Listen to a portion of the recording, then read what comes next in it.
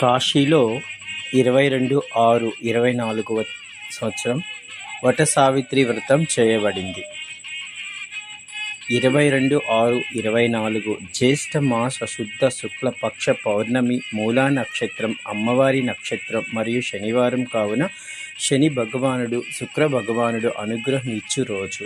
కొత్త పనులు ఆరంభించుటకు, ధన ధాన్యాభివృద్ధి కొరకు, భర్త ఆరోగ్యం కొరకు, ఐశ్వర్యం కొరకు, దీర్ఘ సుమంగళిగా ఉండుట కొరకు, అనేక శుభకార్యముల కొరకు వట సావిత్రి వ్రతం కాశీలో గొప్పగా చేయబడినది.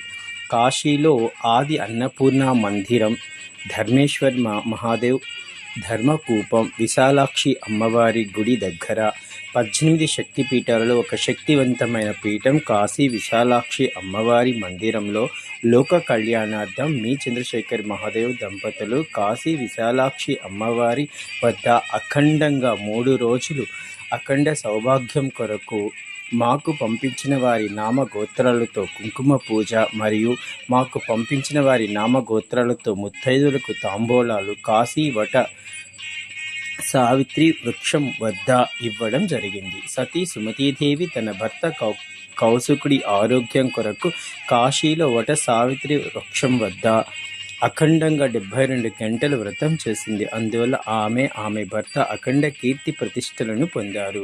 అలాగే మీ చంద్రశేఖర్ మహాదేవ్ దంపతులు కూడా గురు, శుక్ర, శనివారము 20, 21, 22 తేదీలలో మాకిచ్చిన వారి నామ గోత్రాలతో అఖండంగా సంకల్పం జరిపించబడింది. ఈ పౌర్ణమిని ఏరువాక పౌర్ణమి అని, రైతులు కొత్త పంటను ఆరంభించు రోజు అని, జగన్నాథ పౌర్ణమి అని, అంటే శ్రీకృష్ణ భగవానుడు జగన్నాథుడిగా దర్శనమిచ్చినటువంటి రోజు. ముత్తైదులు త్రికరణ శుద్ధిగా ఈ వ్రతమును ఆచరించిన వారు 60 సంవత్సరముల లోపల వాళ్ళ యొక్క బాధ్యతలను పూర్తి చేసుకొని 60 సంవత్సరముల నుండి 80 సంవత్సరముల వరకు నవ దంపతుల వల్ల అన్ని శుభకార్యములకు ఆరోగ్యముగా, సంతోషముగా, సుఖముగా ఆది దంపతులు అనిపించుకునేలా అన్నింటికీ హాజరు అవుతారని, ఎందుకంటే ఈ జ్యేష్ఠ పౌర్ణమి మూలా నక్షత్రం ఉండటం వల్ల అమ్మవారి మూలా నక్షత్రము, శని భగవానుడు, శుక్ర భగవానుడు అనుగ్రహం ఇచ్చే రోజు, అనగా ప్రకృతి రూపమే అమ్మవారి రూపము అని నేను 10 రోజుల ముందే చెప్పడం జరిగింది. మీ చంద్రశేఖర్ మహాదేవ్ దంపతులు కాశీలో వట సావిత్రి వ్రతం అఖండంగా 72 గంటలు చేయడం వలనేమో ఈరోజు కాశీలో పూర్తిగా మేఘాకృతమై 3 గంటల నుండి 4 గంటల వరకు వర్షం పడింది. ప్రకృతి పులకించినట్లుగా మారింది. ఎందుకనగా కాశీలో 3 నెలల నుండి ఏప్రిల్, మే, జూన్ తీవ్రమైన ఎండలతో కాశీలో అనేక మంది ప్రజలు అనేక ఇబ్బందులు పడుతూ ఎంతోమంది అకస్మాత్తుగా మరణించడం కూడా జరిగింది.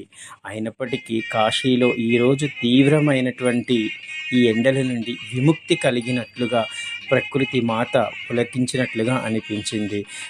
ఈ నెల 17వ తేదీ గంగా దసరా ఉత్సవాలు జరుపుకున్నారు. కానీ ఈరోజు నాకు మాత్రం సాక్షాత్ ఆకాశం నుండి గంగాదేవి ప్రత్యక్షమైనట్టుగా అనిపించినది. కాబట్టి ఈరోజే నాకు మాత్రం గంగా దసరా ఉత్సవంలా అనిపించింది. సర్వే జనా సుఖినో భవంతు, సర్వే జనా సుఖినో భవంతు, సర్వే జనా సుఖినో భవంతు. జై కాశీ విశ్వనాథ్, జై కాశీ విశ్వనాథ్, జై కాశీ విశ్వనాథ్.